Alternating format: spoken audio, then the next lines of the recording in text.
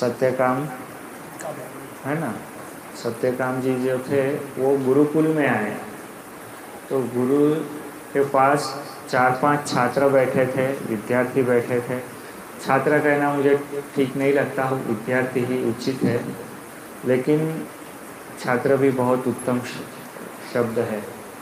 तो वो बैठे थे, वो गुरु जी के पास आए कि बोले मुझे ब्रह्म विद्या की अपेक्षा है, मैं आपके श्री चरणों में उसके कारण आया हूँ।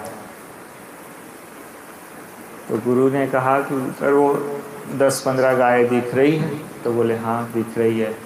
तो बोले वो गौओं को लेके जाओ, 108 गौवे हो जाए, बाद में आप आश्रम में आ जाए।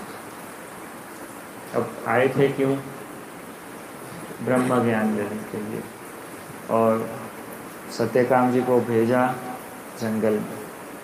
फिर तो बहुत सारी घटनाएं हैं, उनमें उनकी आंखें भी चली जाती हैं, ये वो बहुत सारी घटनाएं हैं। पर जब वो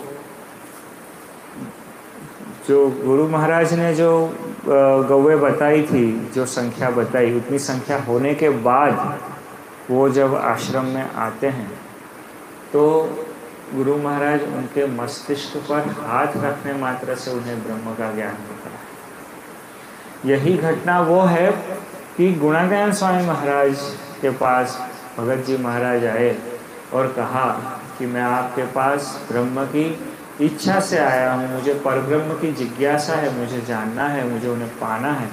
और मेरे गुरुदेव गुरु गोपालानंद स्वामी महाराज ने मुझे आपके श्री चरणों में आने की आज्ञा की थी, तो मैं आया हूँ।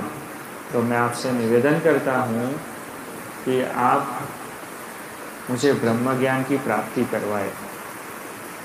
गुणाज्ञान स्वामी महाराज बोले कि ब्रह्म ज्ञान चाहिए? तो बोले हाँ। तो बोले उधर चूने के पत्थर दिख रहे हैं? तो बोले हाँ।